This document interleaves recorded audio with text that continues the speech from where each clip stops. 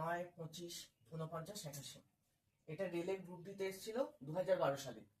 তো বেসিক্যালি এটা ম্যাথসেও দেওয়া যেতে পারে, এটা রিজনিং সেকশনেও দেওয়া যেতে পারে।